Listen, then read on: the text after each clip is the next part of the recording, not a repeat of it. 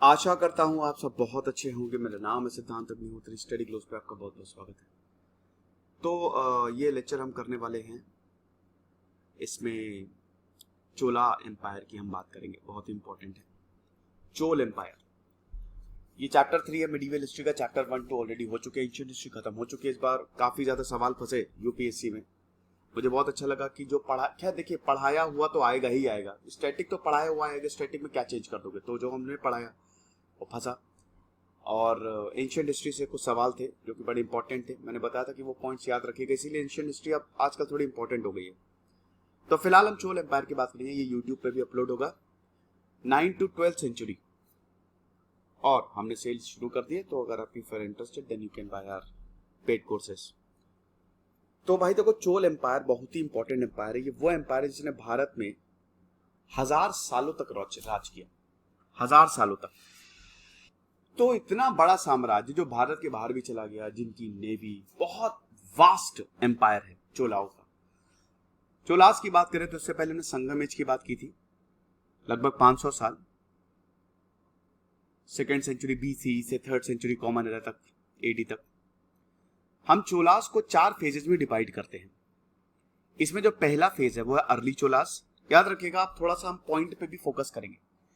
UPSC mains तो ठीक है, लेकिन प्री में बहुत ही स्पेसिफिक क्वेश्चंस पूछे जाते हैं। तो मैं आपको बोलूंगा, आप नोट्स बनाते चलिए, क्या क्या पॉइंट्स लिखे।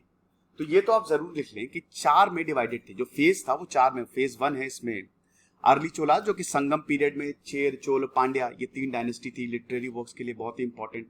तो थर्ड सेंचुरी बीसी से लेकर सेकेंड सेंचुरी एडी तक। उसके बाद क्या हुआ 500 सालों तक किसी को नहीं पता। ये इंटररेग्नम पीरियड बोला जाता है। अज्ञातवास क्या हुआ पता नहीं। ये लगभग सेकेंड सेंचुरी से 8th सेंचुरी तक चलता है। देन उसके बाद मेडिवियल चोलास का उदय होता है, विजय लाया, जो कि इसके ओरिजिनल फाउंडर माने जाते हैं। देखिए, अर्ली चोलास के बारे में तो हमको ज्यादा पता नहीं चलता, ज्यादा इतिहास के बारे में नहीं पता चलता कि कैसे थे, क्या हिसाब किताब था। जो भी संगम लिटरेचर के पास, जो भी हमारे पास सबूत है, उसी से हम पता लगाते हैं। तो जो मेडिवियल चोला थे 848 से लेकर 1070 तक, ये बड़े इंपॉर्टेंट रहे। और आखिरी में आते लेटर चोलास 1070 से लेकर 1279। तो लगभग 1000 साल का पीरियड हो गया। बड़े इंपॉर्टेंट थे भाई। अब इसमें सबसे इंपॉर्टेंट आपके मेडिवियल चोलास, जिसमें कमाल का आर्किटेक्चर, गजब का एडमिनिस्ट्रेशन, मतलब एक एम्पायर बहुत ही गजब तरीके से एक्सपैंड किया। अर्ली चोलास के बारे में हमको ज्यादा पता नहीं लगता, ठीक है।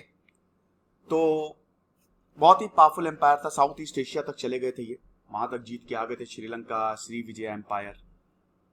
और फाइनली चोल को पांड्याज ने हरा दिया। ये आप देख सकते हैं नेम ऑफ द डायनेस्टी, मतलब जो चोलास थे। इसमें विजय लाया चोला 848। मैं सारे राजाओं के बारे में बता देता हूं, वैसे मैंने चोल एम्पायर पे पूरे सेपरेट लेक्चर भी लिया है। ये जो मेडिवियल चोलास थे, जो इंपीरियल चोलास थे, बड़े जबरदस्त, बड़े ताकतवर थे ये। विजय लाया चोला ने चोल एम्पायर की स्थापना रखी। इकोनॉमी जो है वो काफी शानदार थी। इनकी जो शुरुआत की कैपिटल थी वो थी तंजावुर, बाद में गंजाय कोंडा चोलापुरम। तो विजय लाया आए, विजय लाया पहले थे 848 में। इन्होंने इंपीरियल चोला एम्पायर को, इंपीरियल चोला भी बोला जाता है क्योंकि इन्होंने एक्सपैंड किया, इंपीरियल चोला एम्पायर को फाउंड किया। और ये रिवर कावेरी में विजय लाया चोला, इन्होंने जब इस एम्पायर को फाउंड किया, मतलब वैसे तो एम्पायर अब ये जब दोबारा रिवाइव किया, तो ये पूरा ये जो कावेरी रिवर, ये काफी फर्टाइल था ये रीजन। कावेरी रिवर के किनारे, कावेरी नदी के किनारे काफी फर्टाइल रीजन था। तो इन्होंने यहां पे रूल किया। और उसके बाद इनका बेटा आदित्य वन। अब आदित्य वन ने एक्सपैंड कर दिया। आदित्य वन जाके पल्लव को हरा गया। वेस्टर्न गंगा किंगडम को उसने ऑक्यूपाई कर लिया। गजब। उसके बाद जो है, उसके बाद परंताका चोला आया। भाई परंताका चोला आदित्य वन का बेटा।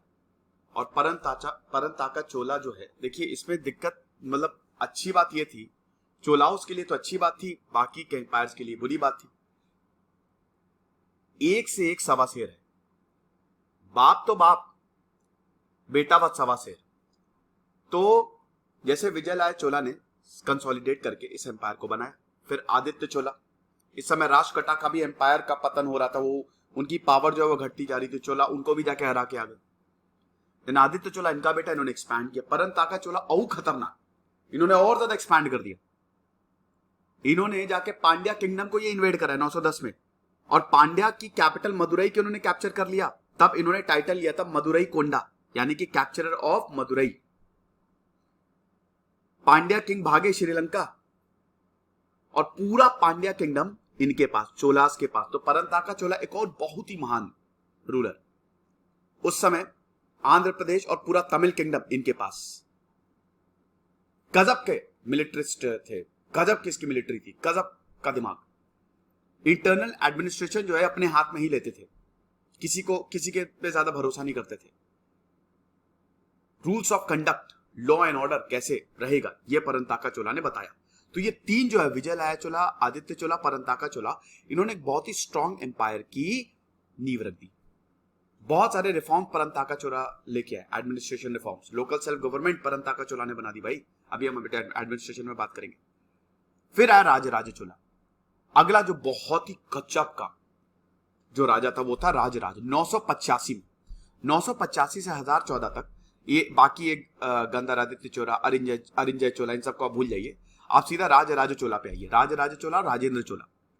राजराज चोला जो है 985 से 1014 तक इन्होंने रूल किया, लेकिन उन्होंने एक स्टैंडिंग आर्मी बना दी और इन्होंने अपनी नेवी को कंसोलिडेट किया। यानी कि अभी तक तो भारत के सदर्न किंगडम पे इनका पूरा कब्जा हो गया, लेकिन अब क्या होगा, ये नेवी होगी ना तो भारत के बाहर भी जीतेंगे ये, अब श्रीलंका को भी जीत के आएंगे।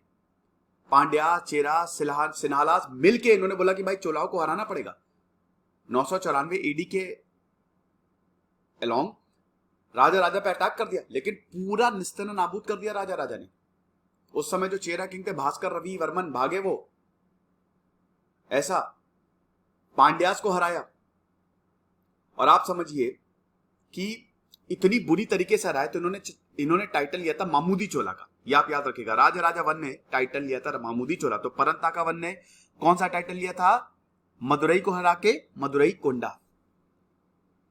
महिंदा फिफ्थ था, ये श्रीलंका का किंग था। राजा ने 993 के आसपास श्रीलंका को इन्वेड कर दिया और पूरा जो श्रीलंका का नॉर्दर्न पार्ट है राजा ने कैप्चर कर लिया।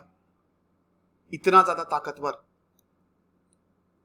मालदीव्स को जाके ये कैप्चर कर पाए। इधर साउथ ईस्ट एशिया में अब जाने लगी है। 1000 एडी के अलोंग इन्होंने एक प्रोजेक्ट चलाया लैंड सर्वे का, कि भाई देखे तो हमारे पास कितनी ज्यादा जमीन है, जिसकी वजह से एम्पायर जो है वो वेल एंड आडूज में डिवाइड हो गया। अभी हम उसकी बात करेंगे। 1010 में राजा ने सबसे कमाल का काम किया, इन्होंने बृहदेश्वरा टेंपल बनवा दिया, डेडिकेटेड टू लॉर्ड शिवा। अब ये तंजावुर में इन्होंने बनाया, और बृहदेश्वरा टेंपल आपको पता है यूनेस्को वर्ल्ड हेरिटेज साइट है। अभी तक it's known as great living Chola temple, अभी तक वो खड़ा हुआ है। बाकी गंजायपुंडा चोलापुरम, अरिवतेश्वरा टेंपल, ये सारे इन्होंने मंदिर बनाए। तो राजा चोला का जो रेन था वो एडमिनिस्ट्रेटिव पर्पज से तो बहुत बढ़िया था ही। याद रखिएगा, जब भी हम किसी भी राजा को, किसी भी एम्पायर को आप जब भी एनालाइज करेंगे तो क्या, एक तो पॉलिटिकल, एक एडमिनिस्ट्रेशन, इकोनॉमी और मिलिट्री, यही 4 तरीके से हम देखते हैं, है कि नहीं। फिर उसके बाद राजेंद्र चोला है। अगेन बाप तो बाप, बेटा सवा शेर। राजेंद्र चोला ने तो पूरे श्रीलंका को 1017 में इन्वेड कर दिया, 1014 से लेकर 1044 तक, और पूरे आइलैंड को इन्होंने जीत लिया। उस समय महिंदा 5 जो फिर से राजा था, उसको प्रिजनर, कैदी बना लिया। ये चीज है। और इधर ऊपर साउथ में चले गए, कलिंग तक चले गए 1019 आते आते। उस समय बंगाल के पाला किंगडम को इन्होंने इन्वेड किया और महिपाल को इन्होंने हराया।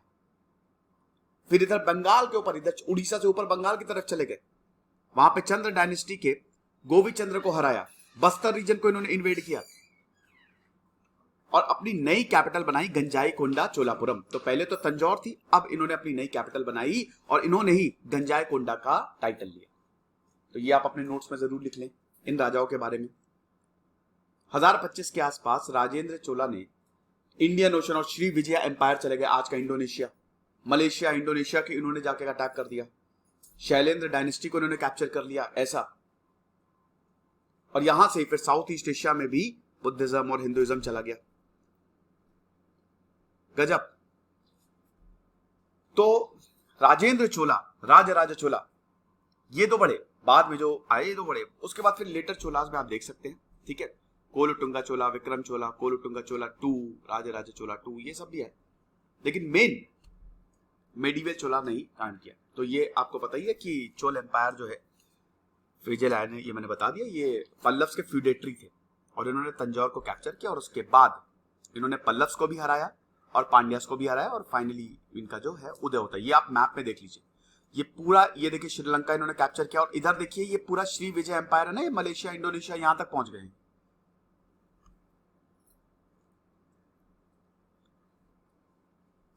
ये पुरानी कहानी है। राजकटा एम्पायर काफी ज्यादा वीक हो चुका था और चोल जो है वो आगे बढ़ते जा रहे थे। और राजकटा तो फिर आपको पता ही है कि 10th सेंचुरी के आते आते राजकटा तो पूरा खत्म ही हो गया। और राजराजा चोला के बारे में ये पॉइंट्स है, कैसे इन्होंने, राजराजा ने नेवी को डिस्ट्रॉय किया और उसके बाद श्रीलंका को इन्होंने अटैक किया, श्रीलंका को इन्वेड करके पूरा इन्होंने कैप्चर कर लिया। ये चीज, ये लेक्चर थोड़ा सा छोटा रहेगा, खाली चोल के बारे में ही है। अगला लेक्चर जो होगा वो काफी ज्यादा रहेगा क्योंकि अब हम दिल्ली सल्तनत की तरफ बढ़ रहे हैं। तो राजराजा ने फिर वही north western parts of the Ganga kingdom को कर्नाटक में काफी इन्होंने एनेक्स किया। फिर उसके बाद ये पूरा बंगाल तक चले गए और इधर पांड्या तो इधर चेर था, तो दोनों से इधर भिड़ंत होती रहती थी। याद रखिएगा कि लेटर चोलास को बाद में पांड्यास ने ही हराया और पांड्या को फिर अलाउद्दीन खिलजी के जनरल मलिक कफूर ने हराया। आप समझ रहे हो? तो ये सब था। तो ये पांड्या और इधर चेर किंगडम से काफी ज्यादा थ्रेट थी चोल को, लेकिन इनका ये बड़े ताकतवर थे। हालांकि तीनों एम्पायर अपने में बहुत ज्यादा ताकतवर थे। आप समझिए कि जब राजराजा चोला ने और राजेंद्र चोला ने श्रीलंका के ऊपर अटैक किया, अगले 50 सालों तक चोलों के कंट्रोल में रही ये चीज। और बहुत सारे शिव और विष्णु टेंपल बनवाए इन्होंने। शैव थे, ये शैविज्म थे, शैविज्म को, लेकिन भगवान विष्णु के भी टेंपल खूब सारे इन्होंने बनवाए। बृहदेश्वर टेंपल जैसा कि मैंने बताया। और याद रखिएगा कि ये बड़े बड़े टाइटल्स लेते थे, इंस्क्रिप्शंस लिखवाते थे ये, और हिस्टोरिकल नैरेटिव भी देते थे कि भाई देखो हमने जीता है ये। भाई जब राजेंद्र चोला ने कलिंग और बंगाल तक चले गए तो हमको पता कैसे चलता है? इंस्क्रिप्शन से। इंस्क्रिप्शन 1022 की जो एक्सपेडिशन थी, ये राजेंद्र चोला आगे बढ़ते जा रहे थे, ठीक है, रुक ही नहीं रहे थे। तो इसीलिए तो राजेंद्र चोला ने गंजाय कोंडा चोला का टाइटल लिया। गंजाय कोंडा चोलापुरम ये कैपिटल बनाई, नई कैपिटल बनाई, ये चीज है। और श्री विजय एम्पायर वगैरह, इनको भी इन्होंने जीता। सुमात्रा, जावा, इंडोनेशिया, मतलब मलेशिया पे काफी ज्यादा चोल का इन्फ्लुएंस रहा। जो रूलर था शैलेंद्र डायनेस्टी का, ये आप काफी ज्यादा सुन रहे होंगे, शैलेंद्र डायनेस्टी, ये बुद्धिस्ट थे और चोलास के साथ काफी कॉर्डियल रिलेशन थे। याद रखिएगा कि चोलास भी सेक्युलर थे, क्रूर राजा नहीं थे। ये अटैक करते थे, उसके बाद फिर आपको ही सौंप के वापस चले जाते थे, आपको हमारे नीचे काम करना होता था।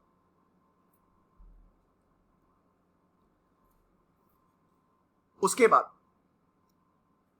चोल जो थे, चाइना में भी इन्होंने अपना एक्सपेंशन कर लिया। इन्होंने एम्बेसी भेजी, चाइना को जीता नहीं, लेकिन चाइना में इनका प्रभुत्व हमको साफ साफ देखने को मिलता है। इधर चाइना में काफी अच्छे ट्रेड रिलेशन थे। ये खूब सारे रुपये पैसे जो है वो चाइना से इधर आते थे और यहां से जो सामान है वो उधर जाता था। चोल जो है वो लगातार चालुक्यास से लड़ते रहते थे। प्रॉब्लम ये हुई ना, साउथ इंडिया में आपस में ही लड़के मर गए ये लोग। चोल, चालुक्यास, पांड्यास, ये आपस में ही लड़के मर गए।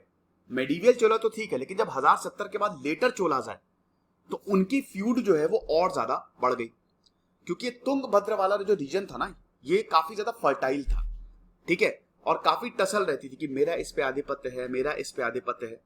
तो कई बार लॉर्डशिप के लिए ये दोनों आपस में लड़ते रहते थे, मतलब तीनों आपस में लड़ते रहते थे, लेकिन वही है कि कोई भी इसमें जीत नहीं पाता था और इसी वजह से रिसोर्सेस अच्छे खासे एग्जॉस्ट हुए। चोल रूलर्स को हराया यहां पे पांड्यास ने, और पांड्यास को अल्टीमेटली हरा दिया यहां पे मलिक कफूर ने, दिल्ली सल्तनत ने, और अल्टीमेटली इस महान साउथ इंडियन किंगडम फिर जाके कोलैप्स होता है।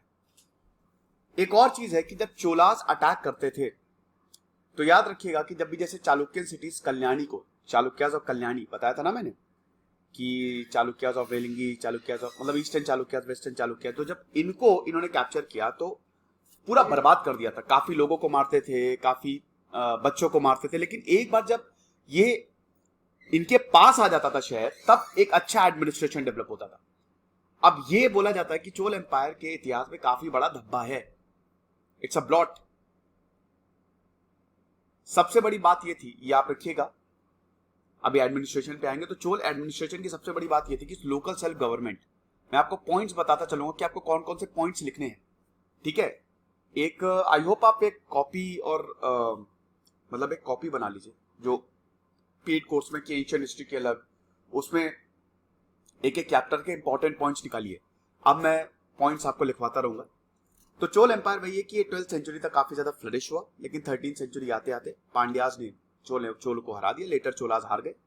और अल्टीमेटली फिर जो चालुक्यास इधर, they were replaced by the Yadavas and Kakatiyas, और ये सारी की सारी जो डायनेस्टी थी आपस में लड़के मर गए। अल्टीमेटली सुल्तान ऑफ दिल्ली नहीं, दिल्ली सल्तनत ने इनको हराया 14th सेंचुरी के आसपास। अब हम बात करते हैं इनके एडमिनिस्ट्रेशन की। Chola government, local self government, administration डालिए, उसके बाद डालिए Chola government, then local self government. इसमें सबसे इंपॉर्टेंट आप एक एरो निकालिए, उसमें लिखिए king was the most important person. सबसे जरूरी इंसान कौन होता था? राजा। ये सभी में आप लिखेंगे। तो राजा सबसे इंपॉर्टेंट होता था। अब उसके बाद जितनी भी अथॉरिटी थी, क्योंकि वो इंपॉर्टेंट है, तो सारी की सारी अथॉरिटी उसी के ही हाथ में रहेगी। उसके बाद दूसरा पॉइंट आप लिखेंगे, चोल्स की काफी बड़ी आर्मी थी। They actually maintain a very large army. Important. Without army क्या आप कुछ कर सकते हैं? नहीं, विदाउट आर्मी आप कुछ भी नहीं कर सकते। तो they have very strong army and a very large navy. Marco Polo Kerala गए थे, तो 13th सेंचुरी में ट्रैवलर थे ये, तो काफी बताते हैं ये कि राजा के लिए भाई जितने भी सोल्जर्स थे, they were ready to do anything, कुछ भी कर सकते थे। हो सकता है एग्जैजरेशन हो, क्योंकि ऐसा बोला जाता है कि राजा अपनी बलि तक दे सकते थे, ऐसा। फिर उसके बाद अगला पॉइंट, सेंट्रलाइजेशन चोल का। देखिए, क्योंकि राजा है तो there will be centralization and central control था, जिसमें सबसे ऊपर जो है वो राजा होता था। लेकिन अगेन इसमें सबसे बड़ी बात यह है कि local control was very important. अब उसके बाद सेंट्रलाइजेशन तो होगा ही होगा, सेंट्रलाइजेशन तो होगा ही। अगर राजा जो है वो एडमिनिस्ट्रेट कर रहा है तो there will be central control. लेकिन वही जैसा कि मैंने बताया कि लोकल एडमिनिस्ट्रेशन बहुत इंपॉर्टेंट था। तो ये आप थोड़ा सा स्टार मार्क कर लीजिएगा कि चोल सपोर्टेड लोकल एडमिनिस्ट्रेशन। चोल्स के अंदर लोकल एडमिनिस्ट्रेशन को काफी ज्यादा तवज्जो दी जाती थी। काफी हिल एंड ट्राइबल पीपल भी रहते थे। अब बेसिक यूनिट ऑफ एडमिनिस्ट्रेशन ये क्या था? देखिए, इसमें सबसे नीचे होते थे नाडूज। चोल डायनेस्टी जो थी उनका स्ट्रक्चर कैसा था? लिखिए, चोल डायनेस्टी स्ट्रक्चर। सबसे ऊपर होते थे प्रोविंस, जिनको बोला जाता था मंडलम्स। चोल डायनेस्टी में टोटल 4 प्रोविंस थे, याद रखिएगा। तो सबसे पहले इस तरीके के नोट्स बनाएंगे आप, मंडलम्स प्रोविंस, उसके नीचे रखिए, उसके नीचे से एरो बनाइए।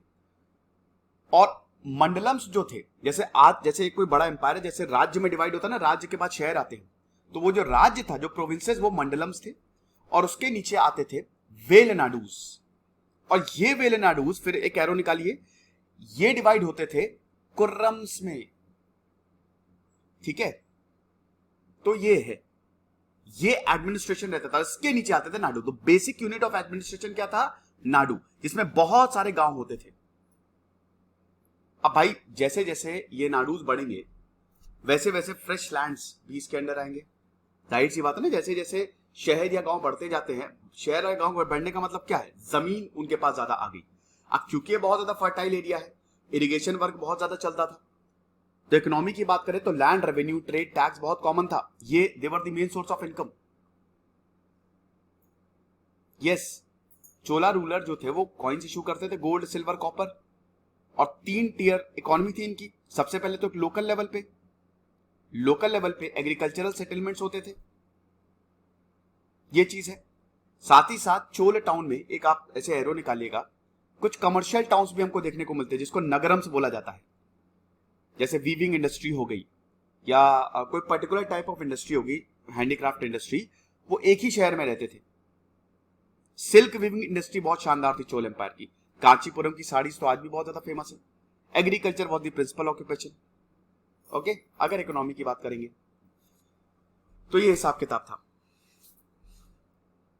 ब्रह्मदेव, ब्राह्मण्स को टेम्पल ग्रांट्स दिए जाते थे। उसके बाद again nadus, they were grouped into valanadus. ठीक है, वही है कि सबसे ऊपर mandalam, then valanadu, then nadu. Okay, और इन्हीं को ही, यही इनका पूरा का पूरा स्ट्रक्चर था। उसके बाद चोल एम्पायर की रोड बहुत बढ़िया थी। रोड इसलिए इन्होंने अच्छी बनाई ताकि ट्रेड अच्छा हो सके, आर्मी का मूवमेंट और ट्रेड और कॉमर्स के लिए। क्योंकि जैसा कि मैंने बताया भाई, इनका सिल्क बहुत बढ़िया था, इनकी टेक्सटाइल और हैंडीक्राफ्ट इंडस्ट्री बहुत बढ़िया थी, तो इसीलिए they built a network of roads. फिर उसके बाद दे आल्सो पेड, अगला point, they also paid attention to irrigation. Kaveri और बाकी रिवर्स ये इसी के लिए यूज किए जाते थे। बहुत सारे टैंक्स, देखिए 3 तरीके के इरिगेशन होते हैं। एक होता है टैंक इरिगेशन, एक होता है आपका जो अभी तो क्या ट्यूबवेल वाला ट्यूबवेल इरिगेशन, और एक होता है आपका कैनाल सिस्टम। और जैसा कि मैंने बताया कि यहां पे लैंड सर्वे भी होता था। ठीक है, सरकार का रेवेन्यू फिक्स करने के लिए सरकार कितना रेवेन्यू ले, आपको लैंड का सर्वे करना पड़ेगा, तो लैंड टैक्स यहां से लिया जाता था। और बाकी ट्रेड से भी ये टोल्स लेते थे, जो भी ट्रेडिंग करने आता उनसे भी टैक्स लिया जाता था, प्रोफेशंस पे टैक्स होता था। तो आसपास इतना समृद्ध जो राज्य है, साम्राज्य है भाई, वहां से भी खूब पैसा आता था, ये चीज है। चोल रूलर्स काफी ज्यादा वेल्दी थे और काफी number of towns, magnificent monuments, Brihadeshwara temple, Arihanteshwara temple, इतने सारे जो यूनेस्को वर्ल्ड हेरिटेज साइट है, वो तो आपके सामने जग जाहिर है, ये चीज है। उसके बाद एक और अगला पॉइंट, विलेज गवर्नमेंट में जो चोल एम्पायर किया उसमें हमको नंबर ऑफ इंस्क्रिप्शन देखने को मिलते हैं, हमको असेंबलीज देखने को मिलती है, उर और सभा या महासभा। उर एक जनरल असेंबली होती थी जो कि गांव वाले मिलके करते थे, ठीक है, और सभा जो होती थी वो इंपॉर्टेंट लोग मिलके करते थे। ये चीज कि महासभा कैसे काम कर। उसके बाद जो ब्राह्मण्स को लैंड ग्रांट किए जाते थे वो तो फ्री थे, उनसे कोई भी टैक्स नहीं लिया जाता था। इन लोगों को कहते थे अग्रहारम्स। जो गैदरिंग्स होती थी, जो ब्राह्मण विलेजेस थे भाई, एक तो जनरल असेंबली, जो विलेज, जो गांव के लोग हैं जिनको काम करना पड़ रहा है, उनकी असेंबली क्या, और हायर असेंबली क्या, महासभा। बीच में वो असेंबली आती थी जो फॉर जनरल्स थी, सॉरी फॉर जो ब्राह्मण्स थी, ब्राह्मण विलेजेस जिनको ब्राह्मणों को दान, वो गांव जो ब्राह्मणों को ध्यान में दिया जाता था। तो वर्ण सिस्टम तो पहले हमको देखने को मिलता है। इनको अग्रहारम्स बोलते थे, और इनको ब्राह्मण को जो लैंड दिया जाता था दे वर बेसिकली रेंट फ्री, इसमें कोई पैसा नहीं देना पड़ता था। गांव के पास, जैसा लोकल सेल्फ गवर्नमेंट की बात है तो आप उसी से रिलेट करिए। अगला point, they autonomy was enjoyed. Then जो विलेज के अफेयर्स होते थे, एक एग्जीक्यूटिव कमिटी बनाई जाती थी जिसमें एजुकेटेड पर्सन होते थे जिनके पास प्रॉपर्टी होती थी, और यही एग्जीक्यूटिव कमिटी में जो भी डिसीजन होता था वो ये करते थे। रिटायरमेंट होता था, इनको इलेक्ट किया जाता था, 3 साल का इनका टेन्योर होता था। और भी बहुत सारी कमिटीज हमको देखने को मिलती। कमिटीज बनाएंगी, कमिटीज क्यों बनाई जाती, काम को आसान करने के लिए। यही कमिटीज आगे क्या करना है, कैसे डेवलप करना है, यही बताती थी। सेल्फ गवर्नमेंट जो चोल विलेजेस में थी, it was a very fine system, और ये बाकी गांव में भी ये जो मॉडल है वो लिया गया। अब अगला पॉइंट, कल्चरल लाइफ, अगली हेडिंग कल्चरल लाइफ डालिए आप। देखिए सोसाइटी की बात करें तो चोल किंग्स हॉस्पिटल तक मेंटेन करते थे, और इसके लिए ये लोग जमीन भी दान करते थे। किसानों की बहुत तगड़ी पोजीशन थी। लिटरेसी और एजुकेशन चोल एम्पायर में काफी ज्यादा थी, क्योंकि जिस तरीके से इंस्क्रिप्शन लिखे गए हैं उससे हमको साफ पता चलता कि भाई जबरदस्त। तमिल जो है it was the medium of education for the masses. Tamil में चीजों को पढ़ाया जाता था। ओके, चोल रूलर बहुत बढ़िया रहा इनका, लेकिन जब भक्ति मूवमेंट आगे बढ़ा, जो हमने ऑलरेडी डिस्कस किया हुआ है, तब इनकी जो प्रभुत्वता है वो कम होती गई। हालांकि इन्होंने they build great Capitals, temples, और कमाल का इनका एम्पायर था। गार्डन्स इन्होंने बनाए, टेरेसेस, बैंक्वेट हॉल्स, अर्बनाइजेशन बहुत बढ़िया था। टेम्पल आर्किटेक्चर जो साउथ इंडिया में they reached a climates under the Chola, तो ये पॉइंट आप सबसे पहले लिखेंगे। दो तरीके के टेम्पल स्टाइल होते हैं, ये चाहिए तो आप साइड में लिख लीजिए अपने आप को याद करने के लिए। एक एरो निकालिए इस साइड, एक उधर साइड। एक होता है नॉर्थ में वेसारा स्टाइल, ये नगर स्टाइल, सॉरी नगर स्टाइल, ठीक है, नॉर्थ में नगर स्टाइल ऑफ आर्किटेक्चर, और साउथ में द्रविड़ या वेसारा स्टाइल। तो ये जो द्रविड़ स्टाइल ऑफ आर्किटेक्चर था साउथ इंडिया में ही था ये। हालांकि टेम्पल का आर्किटेक्चर लगभग सेम ही होता है सब जगह, लेकिन यहां पे चोल एम्पायर में शानदार प्रदर्शन हुआ, और उसके बाद ये धीमे धीमे गायब होता गया। गायब इसलिए भी होता गया क्योंकि दिल्ली सल्तनत, मैंने बताया ना कि पांड्यास को दिल्ली सल्तनत ने हरा दिया था, मुस्लिम इन्वेजन हो गया था, तो वो अपनी प्रभुत्वता खोता गया। तो इसमें सबसे इंपॉर्टेंट फीचर क्या होता था? गर्भगृह। गर्भगृह मैं आपको बता ही चुका हूं, जहां पे चीफ डेटी जो है वो रिसाइड होते थे। उसके बाद बहुत सारी स्टोरीज, समझिए कि टेंपल में स्टोरीज 5 to 7 स्टोरीज हमको देखने को मिलती हैं। एंड देन देयर वाज विमान, शिखर, मंडप, ये टेंपल आर्किटेक्चर होता था। Audience hall, places for various other activities, ceremonial dance होते थे, देवदासीज, हालांकि बाद में बहुत कंट्रोवर्शियल रहा था। देवदासीज जैसे वो औरतें जो अपना, देवदासीज मतलब देवों की दासीज, मतलब जो भगवान के लिए जिन्होंने अपनी जिंदगी दान कर दी है, लेकिन बाद में जब इनका बहुत एक्सप्लॉइटेशन होता था, पुजारी इनको बहुत एक्सप्लॉइट करते थे, तब ये काफी ज्यादा फिर ये सामने आया कि भाई ये कैसा समाज बन रहा है, ये चीज है। और जो टेंपल आर्किटेक्चर था, जो कल्चरल लाइफ थी, आप देखते हैं कि वो मंदिर के इर्द गिर्द घूमती थी, और टेंपल आर्किटेक्चर पे बहुत कुछ डिपेंड करता था। और चोलास का टेंपल आर्किटेक्चर बहुत बढ़िया था। सैंक्टम के अराउंड पूरा एक पैसेज हुआ करता था, ये आज भी होता है। आज भी आप मंदिरों में जाएंगे तो हम परिक्रमा करते हैं ना, है ना, भगवान की एक एक पैसेज होता है, ठीक है, जो जहां पे गर्भगृह, जहां पे मेन डीटी, जहां पे भगवान विराजमान होते हैं, उसके पूरे सर्कुलर में एक पैसेज होता है, हम उसकी परिक्रमा करते हैं। बहुत देवी देवताओं की भी इमेजेस हमको देखने को मिलती हैं। पूरा का पूरा structure that was enclosed in a courtyard, ठीक है, और बहुत बड़े बड़े गेट्स होते थे, गोपुरम्स, जैसे ही आप, बहुत हाई वॉल्स, और ये बहुत बड़ी दीवारें, जैसे ही आप मंदिर में जाते हैं, दीवार और बड़ा सा गेट। अभी भी आप चले जाइए, टेंपल आर्किटेक्चर को आपको समझना है तो बेस्ट ये है कि आप साउथ के टेंपल एक बार विजिट कर लीजिए। बृहदेश्वर टेंपल ही चले जाइए, यूपीएससी की आधी तैयारी तो वहीं हो जाएगी। अगर आप समझिए बहुत ट्रैवल करते हैं ना, और अगर आप हिस्टोरिक जगह पे जाते हैं, तो आधी तैयारी तो आपकी वहीं हो जाएगी, ये चीज। वायरल बहुत फैला हुआ है, मुझे भी हो गया है। तो मंदिर जो थे, इनको कोई भी रेवेन्यू नहीं देना पड़ता था, रेवेन्यू फ्री थे ये, और अच्छा खासा पैसा भी इनको दिया जाता था। जो वेल्दी मर्चेंट्स होते थे, याद रखिएगा, भटक तो नहीं गए, चोल एम्पायर की बात हो रही है, तो they received donation from the wealthy merchants. कुछ मंदिर बहुत ज्यादा, दे वर वेरी रिच, कुछ तो इतना ज्यादा पैसा आता था कि ये मनी दान में देते थे बिजनेस एंटरप्राइजेस को, यानी कि उस समय मंदिर जो है वो बैंक का काम भी कर रहे हैं। कल्टीवेशन, डिगिंग टैंक्स, वेल्स, इन सब में, इनको इंप्रूव करने में इन सबका यूज होता था। ये आप देख सकते हैं कांचीपुरम या कैलाशनाथ टेंपल जो कांचीपुरम में है, वो द्रविड़ स्टाइल का अर्लीस्ट एग्जांपल हमको देखने को मिलता है। लेकिन जो बृहदेश्वर टेंपल है, बृहदेश्वर टेंपल, जिसमें मैंने लेक्चर भी लिया, यूनेस्को वर्ल्ड हेरिटेज साइट, राजा राजावन, अभी मैंने पूरी कहानी बताई, वो कमाल का है, शानदार, एकदम परफेक्ट आर्ट उसमें डिपिक्ट की गई है। और जो वेसारा स्टाइल है, उस टेंपल से आप बहुत अच्छे से समझ सकते हैं। आर्ट एंड कल्चर में जब हम टेंपल आर्किटेक्चर समझेंगे, तब मैं उसमें आपको एक चीज समझाऊंगा। साथ ही साथ जो धारवाड़ और होयसाला की कैपिटल हालेबिद, वहां पे भी काफी हमको मंदिर देखने को मिलते हैं। चोल एम्पायर में जो साउथ आर्किटेक्चर है, टेंपल आर्किटेक्चर है, बहुत तेजी से फैला। इधर पल्लव विविध मंदिर इसी स्टाइल में बनाने लगे। उसके बाद फिर जो होयसाला, काकतीयास, ये भी मंदिर बनाने लगे।